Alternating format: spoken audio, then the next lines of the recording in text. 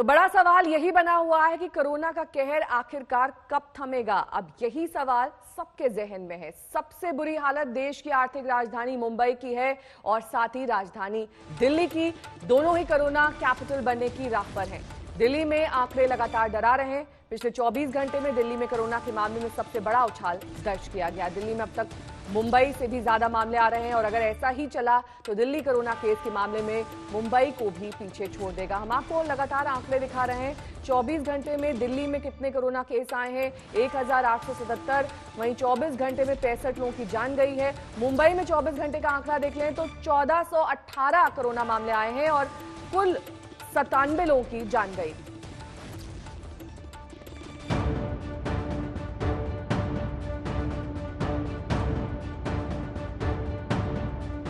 आंकड़े दिखाते हैं कि आने वाले समय में दिल्ली में कोरोना बहुत तेजी से फैलने वाला है।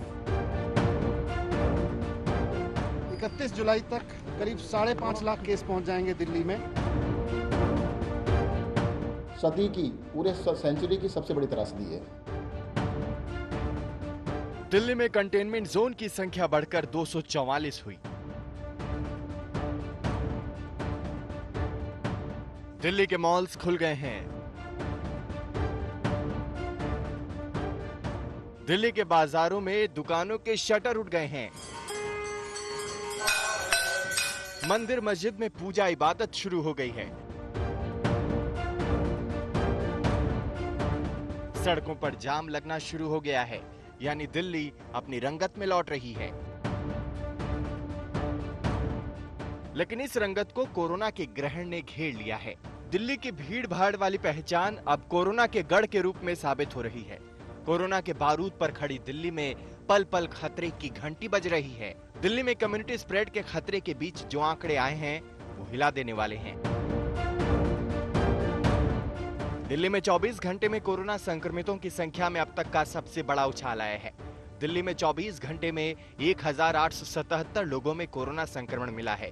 24 घंटे में दिल्ली में कोरोना से 65 लोगों की मौत हुई है। दिल्ली में कोरोना के कुल संक्रमितों की संख्या अब 34,687 हो गई है। दिल्ली में कोरोना से मरने वालों का आंकड़ा 1085 हो गया है।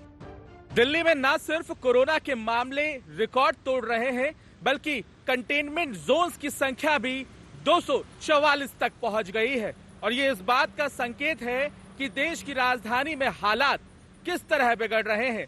सबसे बड़ी चिंता की बात यह है कि कोरोना वायरस की चपेट में न सिर्फ आम आदमी बल्कि पुलिस वाले और डॉक्टर्स भी आ रहे हैं।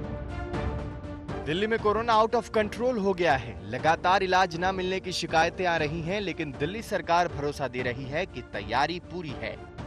दिल्ली में 90 प्राइवेट हॉस्पिटल्स के अंदर अभी कोरोना का इलाज हो रहा है और दिल्ली सरकार की 5 हॉस्पिटल एक्सक्लूसिवली सिर्फ कोरोना का इलाज कर रहे हैं। हमारे पास लगभग 10,000 बेड है, जिसमें से ऑलरेडी हम 5,000 बेड, दिल्ली सरकार 5,000 बेड उसमें से डेडिकेट कर चुकी है और केंद्र सरकार के पास लगभग 12,000 बेड है, उसमें से लगभग 1,000 बेड उन्होंने भी किए हुए हैं। जो सिचुएशन थी ना, शुरू में कहते थे कि भाई अगर कोरोना का पेशेंट दिख भी जाए तो शायद परेशानी होगी। अब सब जगह इलाज तो करना पड़ेगा, उनको आइसोलेशन वार्ड बना के सब जगह किया जा रहा है। दिल्ली में कोरोना क्राइसिस बढ़ रहा है, रोज मामले बढ़ रहे हैं और दिल्ली सरकार जिस तरह से कोरोना समस्या से निपटने में नाकाम रही है वो वास्तव में बहुत शर्मनाक है। कल जिस तरह की वीडियो मीडिया में हम लोगों ने देखी, LNJP हॉस्पिटल जो दिल्ली सरकार का डेडिकेटेड कोविड हॉस्पिटल है, बहुत ही दुख भरी तस्वीरें हैं। दिल्ली में कंटेनमेंट जोन की संख्या 244 के पार पहुंच गई है। हालात बिगड़ने का अंदेशा सरकार को भी है, इसलिए दिल्ली सरकार ने अपने सभी कोविड-19 अस्पतालों के सभी बेड पर ऑक्सीजन की सुविधा उपलब्ध कराने के लिए आदेश जारी किए हैं।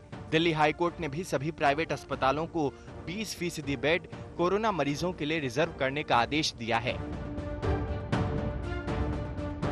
हालात बिगड़ने की आशंका से दिल्ली वाले भी घबराए हुए हैं।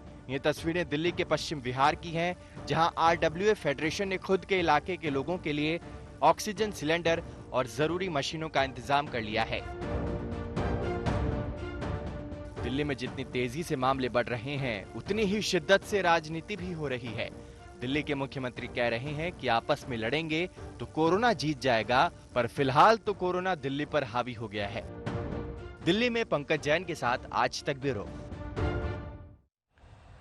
दिल्ली में कोरोना के कारण होने वाली मौतों के आंकड़े को लेकर दिल्ली सरकार पहले से ही निशाने पर है। अब दिल्ली नगर निगम ने कोरोना के कारण मरने वालों के चौंकाने वाले आंकड़े जारी किए हैं। सवाल यह है कि क्या दिल्ली सरकार वाकई मौत के सही आंकड़े छिपा रही?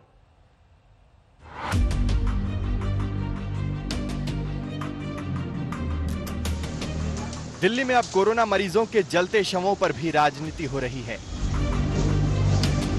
ये तस्वीरें पंजाबी बाग के शमशान घाट की है, जिसका वीडियो दिल्ली गुरुद्वारा प्रबंधक कमेटी के अध्यक्ष मनजिंदर सिंह सिरसा ने ट्वीट किया है।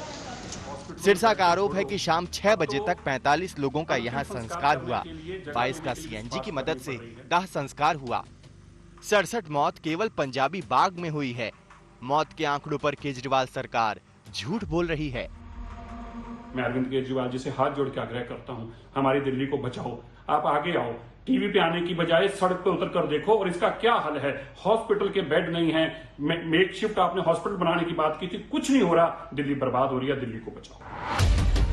दिल्ली एमसीडी पर काबिज बीजेपी ने भी केजरीवाल सरकार पर अब एक के बाद एक ताबड़तोड़ आरोप लगाए हैं। आरोप ये है कि दिल्ली सरकार कोरोना के मरीजों की मौत के आंकड़े में हेराफेरी कर रही है। कुल मिलाकर 2098 पूरे तीनों निगमों के अंदर 2098 डेथ हो चुकी हैं, तीनों निगमों के अंदर आज की डेट तक। और दिल्ली सरकार और मैं तो एक ही बात कहता हूं, हमारे जो आंकड़े हैं, हमारे पास जो वेरिफिकेशन सर्टिफिकेट है, सर्टिफिकेट किसका? डॉक्टर के द्वारा जो सर्टिफिकेट हमें दिया गया वो सर्टिफिकेट हमारे पास है। वो सर्टिफिकेट को मंगवा लिया जाए और दूध का दूध, पानी का पानी। जो डेथ ऑडिट कमेटी है उसकी एक्सपर्टीज पे हमें कोई संदेह नहीं है, और वो जो डेथ का आंकड़ा घोषित कर रहे हैं, जारी कर रहे हैं, वो अक्षरशः सही है। ये किसने कहा? दिल्ली उच्च न्यायालय ने। अगर Bharatiya Janata party high court से भी अपने आप को ऊपर मानती है, सुप्रीम कोर्ट से भी अपने आप को ऊपर मानती है, और इस महासंकट के दौर में भी अपनी ओछी राजनीति करना चाहती है, तो वो स्वतंत्र है, उस पर क्या बोल सकते हैं। वहीं दिल्ली के उत्तरी एमसीडी ने केजरीवाल सरकार पर 2 आरोप लगाए हैं। पहला ये कि सरकार कोविड-19 के मरीजों के इलाज के लिए 1500 करोड़ रुपए की मांग पर ध्यान नहीं दे रही है। वहीं दूसरी ये कि एमसीडी के अस्पतालों में कोरोना के लिए मार्च में ही बेड आरक्षित किए गए थे, लेकिन दिल्ली सरकार ने इनका इस्तेमाल नहीं किया। मैं माननीय केजरीवाल जी को बताना चाहता हूं कि अगर आपको जगह चाहिए तो हमारी दिल्ली नगर निगम 119 समुदाय भवन उनको देने को तैयार है। 30 फिजिकल सेंटर, 4 स्टेडियम और 4 स्पोर्ट्स क्लब। उसके अलावा हमारा आईडी हॉस्पिटल है, जहां पर भी आप कहें। मगर संसाधन जो हमारे पास है हम दे रहे हैं, मगर जो सारी व्यवस्थाएं हैं वो आपको करनी पड़ेगी। हम आपके साथ हैं। दिल्ली में कोविड के हमले के बीच अब सियासत तेज है। केजरीवाल सबको साथ लेकर चलने की कोशिश कर रहे हैं। अमित शाह से उनकी मुलाकात इसी कोशिश की किश्त थी, लेकिन लगता है दिल्ली में कोविड पर सियासत भारी है। दिल्ली में अंकित यादव के साथ आज तक ब्यूरो। आरोप यही लग रहे हैं कि दिल्ली में प्राइवेट अस्पतालों में कोरोना का इलाज नहीं हो रहा है। जो इलाज दे भी रहे हैं वो लाखों की रकम वसूल रहे हैं। दिल्ली के प्राइवेट अस्पतालों में इलाज की हकीकत जानने के लिए हमने खुफिया पड़ताल की। आप भी देखिए दिल्ली के निजी अस्पतालों में इलाज की क्या हकीकत है। एडमिट कराना जगतपुरी से 3 दिन पहले पॉजिटिव आया था, सेल्फ क्वारंटाइन किया हुआ था। बेड नहीं है, हम मना कर रहे हैं, बेड नहीं है।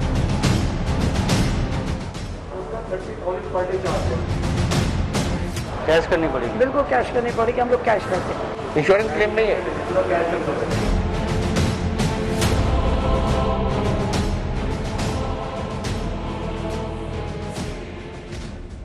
दिल्ली में तेजी से बढ़ रहे कोरोना के मामले, लेकिन मरीजों को बेड मिलना सबसे मुश्किल काम। दिल्ली में प्राइवेट अस्पतालों की नजर आपकी जेब पर।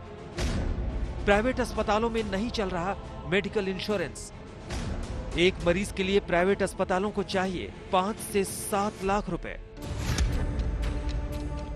सबसे पहले आप दिल्ली के सीएम अरविंद केजरीवाल के घर से चंद कदमों की दूरी पर बने संत परमानंद हॉस्पिटल चलिए, जो कहता है कि वहां इंश्योरेंस नहीं चलेगा और जनरल बेड के लिए 5 लाख रुपए और आईसीयू के लिए सीधे 7 लाख रुपए की डिमांड रख दी। मेरे कजन को कोविड पॉजिटिव है, उसको लाना है, क्या करें? क्या नाम है? मोहित गोयल। क्या करना है आपको? एडमिट कराना है जगतपुरी से। 3 दिन पहले पॉजिटिव आया था, सेल्फ क्वारंटाइन किया हुआ था, लेकिन अब उसकी बुखार होता है। हाँ चार्जेस जो अगर आप इकोनॉमी लेते हैं, हाँ, तो उसका 30,000 पर डे चार्ज है, ये में लगा हुआ है। तो हमारा तो उसमें है इंश्योरेंस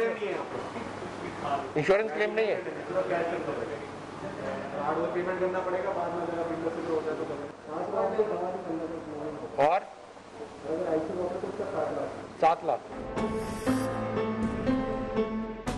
7 लाख की बात सुनकर चौंकना लाजमी था। अप्लाई नहीं हुआ है, आप कहीं से बात कर रहे उन्होंने तो बोला कैश जमा कराना पड़ेगा। इसके बाद हमने इमरजेंसी वार्ड में तैनात डॉक्टर से बात की।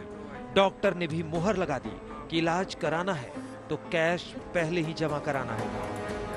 कंडीशन कैसे? बुखार आ रहा है उसको, पहले तो नहीं थे सिम्टम्स, लेकिन 3 दिन से बुखार आना ज़्यादा हो गया है। तो वो दे रहे थे, लेकिन एज के 25 साल। 25 साल। ठीक है, अगर पेशेंट स्टेबल कंडीशन है तो हम नॉर्मल वार्ड में शिफ्ट करेंगे, लाइक आइसोलेटेड वार्ड है। अगर पेशेंट कंडीशन सीरियस है तो आईसीयू में शिफ्ट करना पड़ेगा। आईसीयू का मतलब इनिशियल डिपॉजिट है 7 लाख, नॉर्मल वार्ड का है 5 लाख। हम जो कह रहे हैं वो 16 आने सही है। हमारे रिपोर्टर कोरोना मरीज को भर्ती करवाने के लिए दक्षिण दिल्ली के मशहूर बत्रा हॉस्पिटल में पहुंचे। वहां बेड को लेकर उनके क्या नखरे और डिमांड हैं, ये सुन लीजिए। इतना गला मेरा खराब कर दिया आप लोगों ने। कोविड आप लोगों को मुसीबत मेरी है, मैं ये बिल्कुल मुसीबत है। मैं इसलिए अंदर आने भी नहीं, मैं कहती मत बेड नहीं है, हम मना करें बेड नहीं है। आप मेरे पास आए हो इतने विश्वास से, कोई बेड तो मैं दूंगी आपको। पेमेंट देके आप जमा करेंगे, कौन करेगा? कैश करनी पड़ेगी। कैश करनी पड़ेगी? बिल्कुल कैश करनी पड़ेगी, हम लोग कैश लेते हैं। अच्छा, कितना का बेड? देखिए, अगर कौन सा बेड चाहिए, बहुत लोअर वाला है तो सब आइसोलेशन। हाँ। कम से कम 1 लाख हम जमा करा रहे हैं। अच्छा, उनको बता दीजिएगा कैसे बुलाएंगे, उनको पेमेंट बता दीजिए। बेड जैसे होगा मैं बुला लेती हूँ। हाँ, मेल और फीमेल 2 है, एक साथ है। हाँ, एक वाइफ साथ हस्बैंड है। तो कोई बात नहीं, हम बुला लेंगे, लेकिन 1-1 लाख जमा करना है वो आप बात करें। पेमेंट उनके पास वो है ना। इन्होंने बहुत कम बताया, आपको हम लोग 2-2, 3-3 लाख में लेते हैं। अच्छा, आपने शेयरिंग रूम के लिए कम बताया आपने? और मैं तो कम बताया कि हम रूटीन में 1-1 लाख लेते हैं। अब हम आपको ऐसे अस्पतालों की सच्चाई दिखाने जा रहे हैं जहां कोरोना से इलाज की कोई तैयारी नहीं है। प्राइवेट अस्पतालों के पास ना बेड, ना वार्ड, ना वेंटिलेटर। दिल्ली सरकार के ऐप से अस्पतालों का मेल नहीं। आज तक की टीम दिल्ली में वसुंधरा एनक्लेव के धर्मशिला नारायणा हॉस्पिटल पहुंची। उस अस्पताल के मैनेजर की बात सुनिए और सोचिए कि हालात कितने बुरे हैं। अभी हमारे पास बेड नहीं है सर। 30 दिखा रहा है मैडम।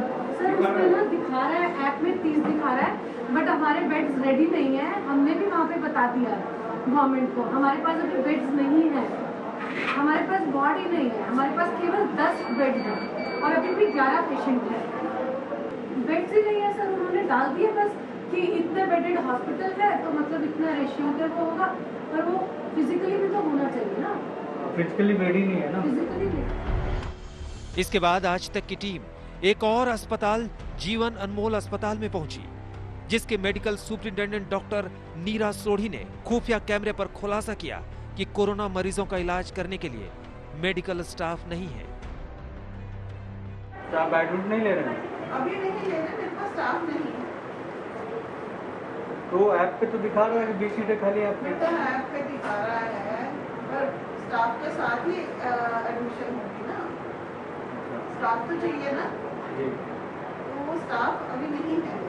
सरकार ने हम लोगों से बोला कि आप ये काम करो और हम अग्री भी कर रहे हैं। मैंने सारा जगह अरेंज कर दी है, पर मेरे को स्टाफ नहीं मान रहा करने के लिए कि हम नहीं करेंगे। तो मैं क्या कर सकती हूँ? सरकार अपनी समझती है, सरकार हमारी तरफ की भी समझ में कि हमें क्या दिक्कत है। मेरा स्टाफ रेडी नहीं है करने को। कैसे लोग अगर कह देते हैं कि ले लो अपनी नौकरी, हम जा रहे हैं, तो क्या कर सकते हैं। और अब आप यमुना विहार के पंचशील अस्पताल में पहुंचिए, जहां वेंटिलेटर है ही नहीं। नहीं सर, हमारे यहाँ एडमिट नहीं है कोविड वाले।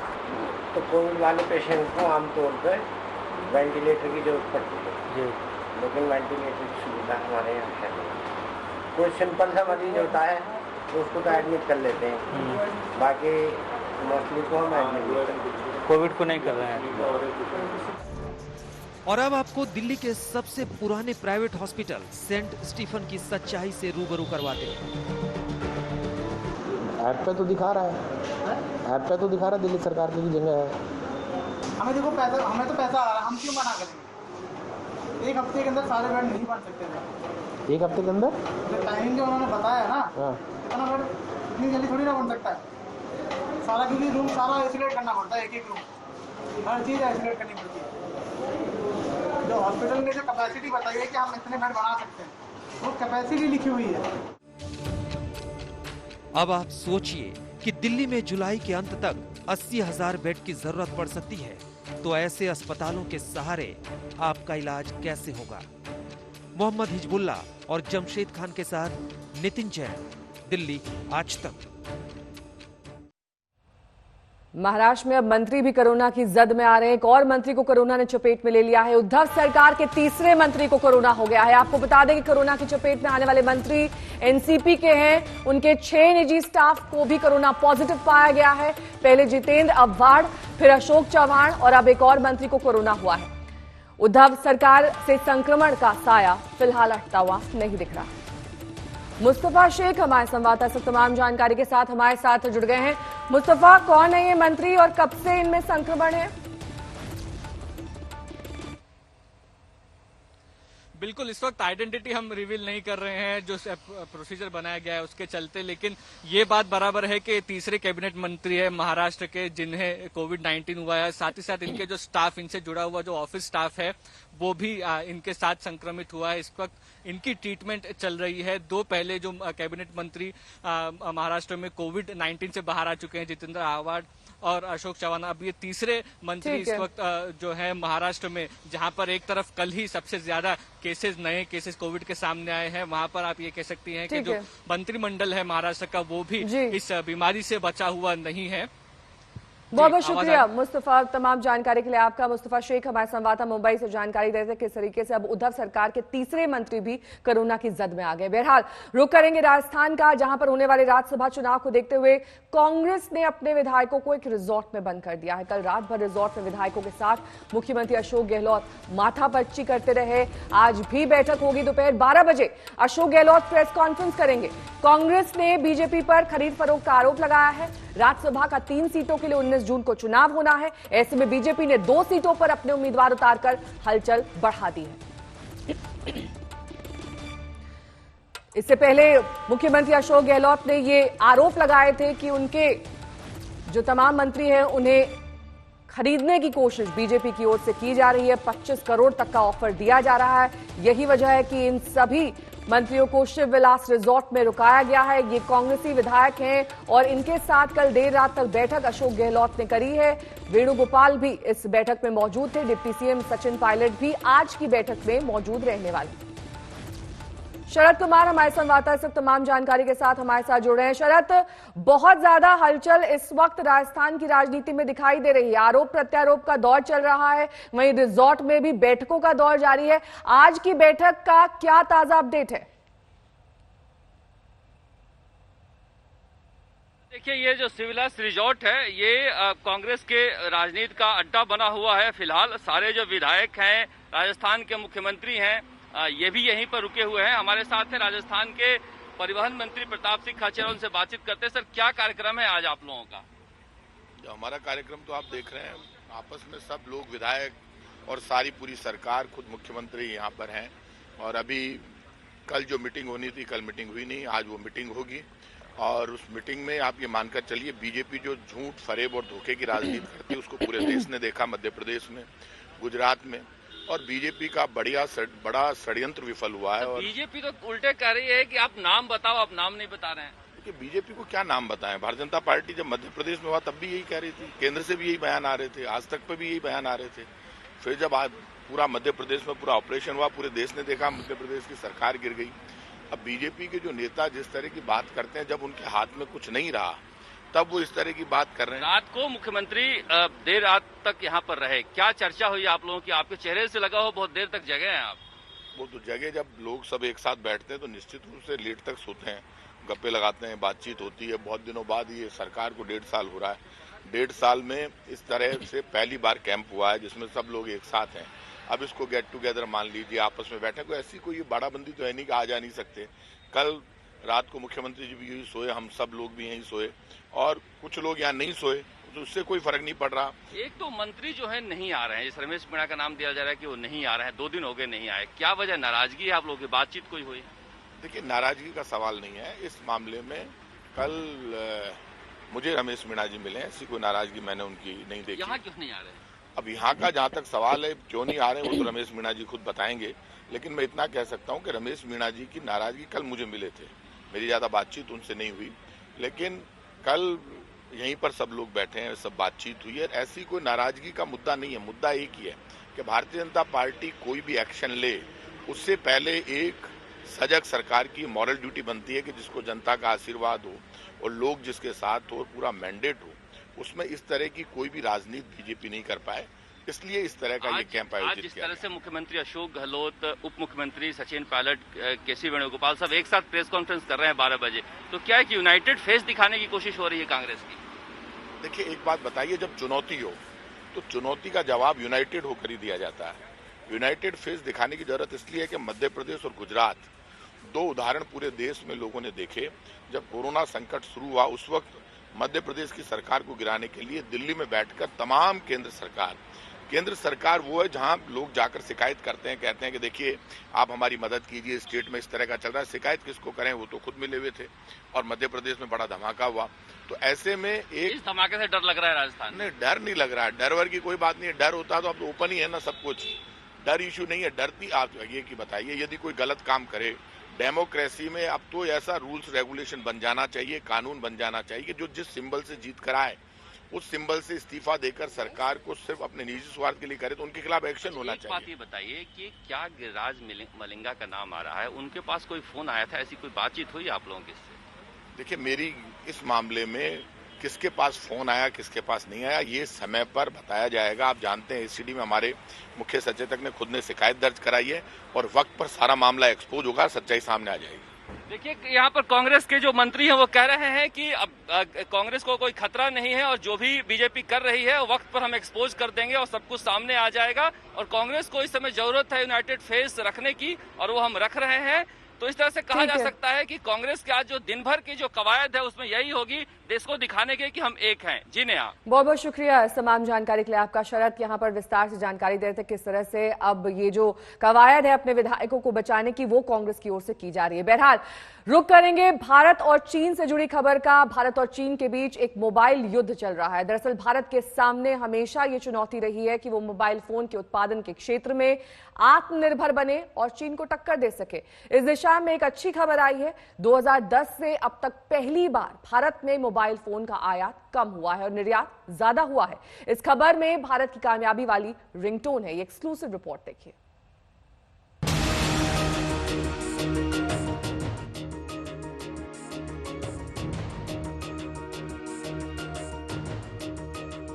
ये आत्मनिर्भर भारत की नई तस्वीर है। ये मेक इन इंडिया से मेड इन इंडिया के रास्ते पर जाते हिंदुस्तान की तस्वीर है। अब तक भारत में मोबाइल फोन का आयात इसके निर्यात से हमेशा अधिक था, लेकिन वित्त वर्ष 2019-20 में भारत ने 4 करोड़ 15 लाख फोन निर्यात किए और 56 लाख फोन आयात किए। यानी भारत ने 3 करोड़ 60 लाख यूनिट का शुद्ध निर्यात किया।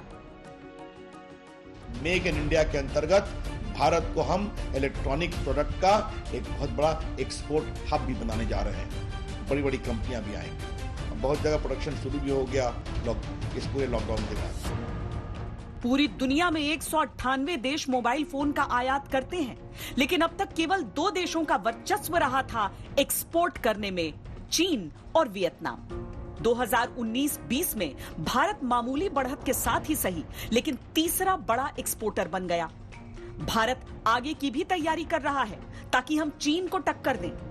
भारत ने 3 प्रमुख स्कीम की शुरुआत की है ताकि देश में इलेक्ट्रॉनिक्स का उत्पादन बढ़े।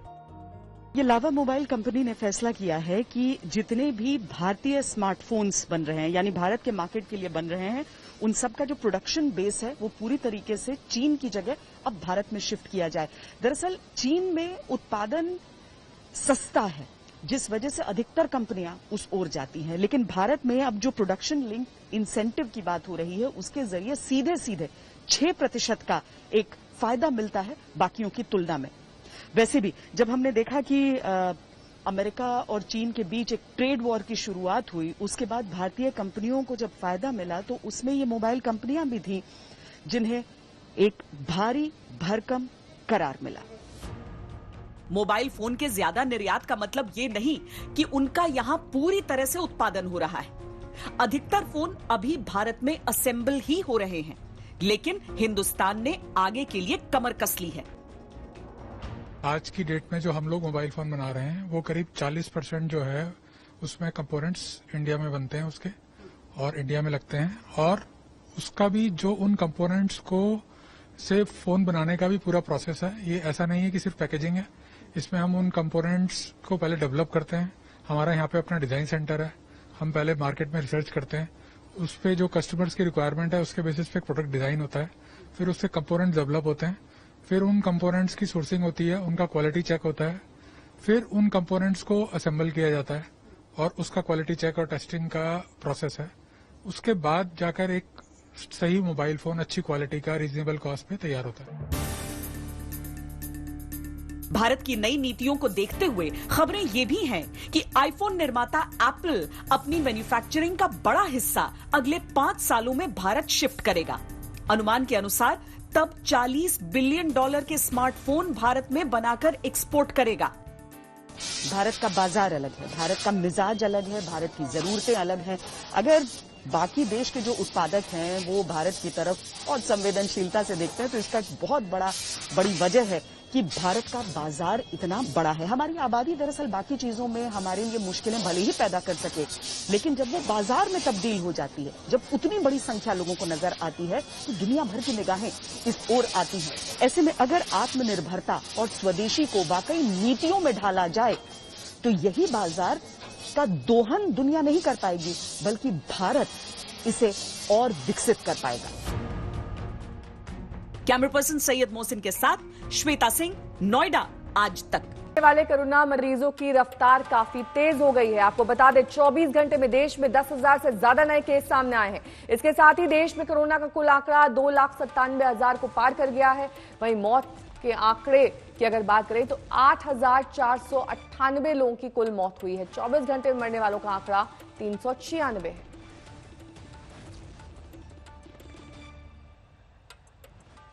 भारत के पक्ष में बोलने और नेपाल सरकार के संविधान संशोधन को खारिज किए जाने की मांग करने वाली सांसद सरिता गिरी के घर पर गुरुवार को हमला किया गया। हमलावरों ने उनके घर पर तोड़फोड़ और काला झंडा लगा दिया। इतना ही नहीं, उन्हें देश छोड़ने की चेतावनी दी।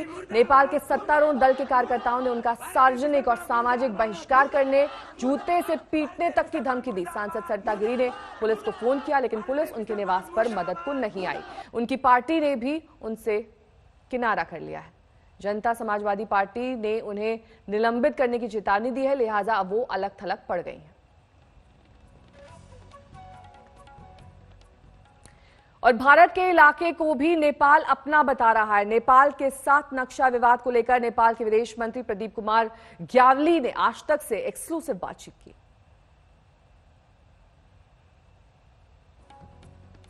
हमारे साथ जुड़ रहे हैं नेपाल के विदेश मंत्री प्रदीप ग्यावाली। ये पहला इंटरव्यू है एक भारतीय चैनल के लिए। आज तक के साथ जुड़ने के लिए बहुत बहुत शुक्रिया प्रदीप जी।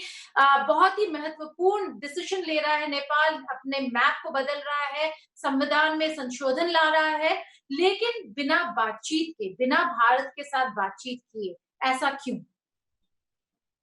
नेपाल ने तो काफी सालों से बातचीत के लिए अनवरत प्रयास करता आ रहा है। मैं आपको कुछ फैक्ट स्मरण कराना चाहूंगा। जब सन 2014 में कालापानी क्षेत्र और सुस्ता की समस्या को समाधान करने के लिए दोनों देशों के विदेश सचिव के बीच में एक संयंत्र स्थापित किया गया था, नेपाल के बार बार आग्रह के बावजूद उसका एक बार भी बैठक आयोजन नहीं किया गया और एक बार भी बैठक न करके गत नवंबर में भारत ने एकतरफी रूप से अपनी राजनीतिक नक्शा का 8वां संस्करण प्रकाशित किया, जिसमें नेपाल के कालापानी, लिपुलेख और लिम्पियाधुरा को समेटा गया था। नेपाल ने उसी वक्त उस पर आपत्ति जनाई, कूटनीतिक नोट प्रेषित किए और हमने कहा कि हम इस समस्या को समाधान करने के लिए बात करना चाहते हैं, कूटनीतिक ढंग से हम समाधान करना चाहते हैं। और हमने गत नवंबर और दिसंबर में 2 सेट ऑफ डेट्स प्रस्तावित भी किए, but there was no any response from Indian side. उसके हजारों नागरिक सड़क पर हैं और जमकर प्रदर्शन हो रहा है। नाराज प्रदर्शनकारियों का आरोप है कि सरकार कोरोना संक्रमण को फैलने से रोकने में नाकाम रही है।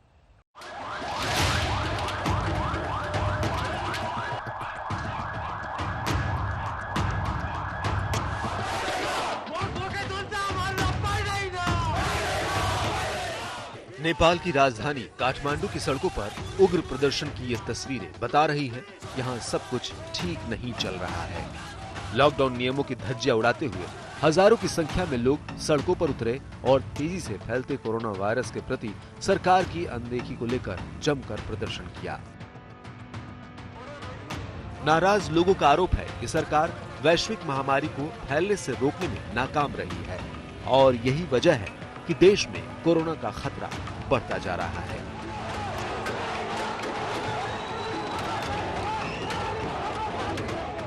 प्रदर्शनकारी अपना विरोध दर्ज कराने प्रधानमंत्री कार्यालय की ओर आगे बढ़ रहे थे, जिनको रोकने के लिए पुलिस को ठोस कदम उठाना पड़ा और पुलिस ने वाटर कैनन और आंसू गैस के गोलों का इस्तेमाल कर प्रदर्शनकारियों को आगे जाने से रोका। इस दौरान पुलिस और प्रदर्शनकारियों के बीच झड़पें भी हुई, जिसमें कुछ प्रदर्शनकारी भी घायल हो गए। हालांकि किसी को गंभीर चोट नहीं आई है।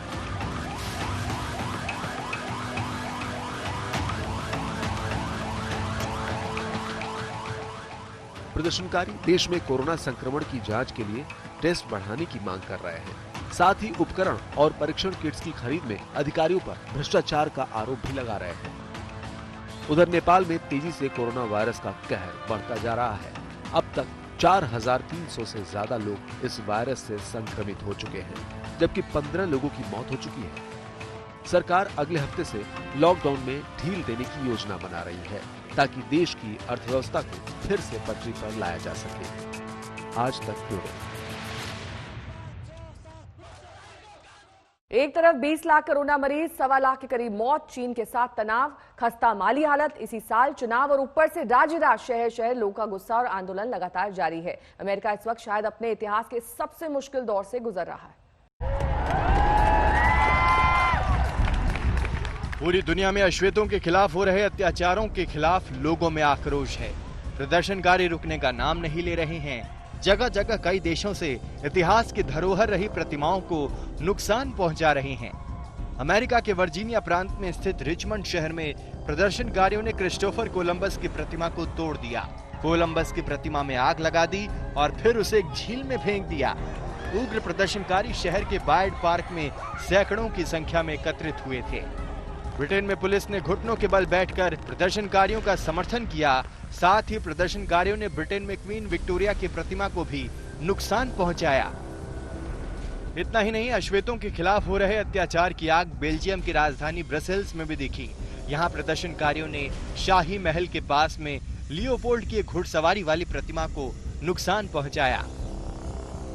इस वक्त करीब करीब पूरा अमेरिका उबल रहा है। हर राज्य, हर शहर में लोग सरकार के खिलाफ जुलूस निकाल रहे हैं। कुछ जगहों पर तो प्रदर्शन उग्र भी होता जा रहा है। सिर्फ अश्वेत ही नहीं, बल्कि श्वेत अमेरिकन भी इस आंदोलन से जुड़ते चले जा रहे हैं। जॉर्ज फ्लॉयड के आखिरी शब्द आई कांट ब्रीथ को लोगों ने अपना नारा बना लिया है। जॉर्ज फ्लॉयड की मौत के बाद अमेरिका में जिस तरह के हालात हैं, वो 60 के दशक के अमेरिका की याद दिला रहे हैं, जब 50 साल पहले अश्वेत अमेरिकियों के साथ होने वाले बर्ताव के खिलाफ आखिरी बार इतने बड़े पैमाने पर प्रदर्शन हुआ था। आज तक ब्यूरो। उत्तर कोरिया और दक्षिण कोरिया के बीच बदले की हालत की आंच अमेरिका तक पहुंच चुकी है और मामला गंभीर होता जा रहा है, क्योंकि उत्तर कोरिया ने बड़े ही साफ लफ्जों में अमेरिकी सलाह की सिर्फ अनदेखी नहीं की है, बल्कि चेतावनी भरे लफ्जों में उसे अपना मुंह बंद रखने के लिए कहा है।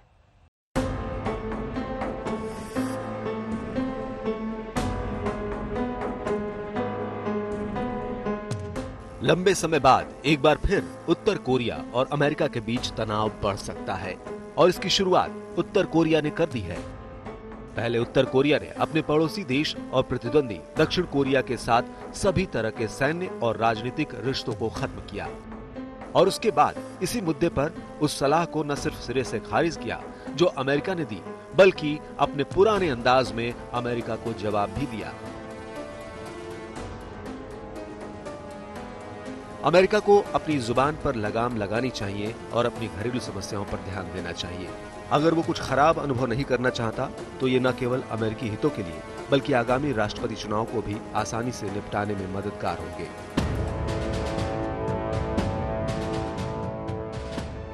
इस विवाद की शुरुआत तब हुई जब उत्तर कोरिया ने मंगलवार को दक्षिण कोरिया की सीमा पर किम जोंग उन की सत्ता के खिलाफ पर्चा बांटे जाने को लेकर संबंध तोड़ने की धमकी दी थी और दक्षिण कोरिया से जुड़ी हॉटलाइन समेत सभी कम्युनिकेशन लाइनें बंद करने का फरमान सुनाया। इसके बाद अमेरिकी विदेश मंत्रालय ने इसकी आलोचना की थी और फिर बदले में उत्तर कोरिया ने कुछ इस अंदाज में अमेरिका को जवाब दिया। हालांकि अमेरिका की तरफ से अभी तक इस बयान के बाद कोई जवाब नहीं आया है, लेकिन अब कोरियाई द्वीप पर हालात चिंताजनक हो सकते हैं, क्योंकि उत्तर कोरिया अमेरिका के निशाने पर पहले से है और दोनों देशों के बीच परमाणु निरस्त्रीकरण और कोरियाई द्वीप पर शांति वार्ता की अब तक सारी बैठकें विफल रही है। आज तक ब्यूरो। दुनिया को झकझोर देने वाले कोरोना महामारी के असर से सरोगेसी से जन्मे बच्चे भी अछूते नहीं हैं। दुनिया में आंख खोलते ही ऐसे अबोध बच्चों ने कोरोना महामारी की तपिश को महसूस करना शुरू कर दिया है। Anxiety, frustration, happiness, all the feelings were in those 12 days. And it's a very good ending, end of the story. Unbelievable. ये शब्द उस माँ के हैं जो लंबे समय से अपने कलेजे के टुकड़े को गले लगाना चाह रही थी और एक माँ को ये खुशी लंबे इंतजार के बाद जब मिली तो माहौल भावनात्मक हो गया। दिल को छू लेने वाली ये तस्वीरें यूक्रेन की राजधानी कीव की हैं। मौका था सरोगेसी से जन्म लेने वाले बच्चों को उनके माता पिता को सौंपने का। दुनिया को झकझोर देने वाली वैश्विक महामारी कोरोना का असर सरोगेसी से जन्म लेने वाले अबोध बच्चों पर भी पड़ा। जब कोरोना के चलते यूक्रेन ने विदेशियों के लिए अपनी सीमा बंद कर दी तो ये बच्चे भी अपने माता पिता से मिलने से ही पहले बिछड़ गए और जहां सामान्य हालात में जन्म के बाद ही जिन बच्चों को अपने माता पिता की गोद में होना चाहिए उनके लिए अपने माता पिता से मिलने के लिए लंबा इंतजार करना पड़ा। एक तरफ जानलेवा वायरस का कहर और दूसरी तरफ लॉकडाउन के चलते अपने संतान से नहीं मिल पाने का गम। जब इन मजबूर माँ बाप का दर्द बेकाबू हो गया तो इन लोगों ने यूक्रेन की सरकार से गुहार लगाई और बच्चों से मिलने की इजाजत मांगी।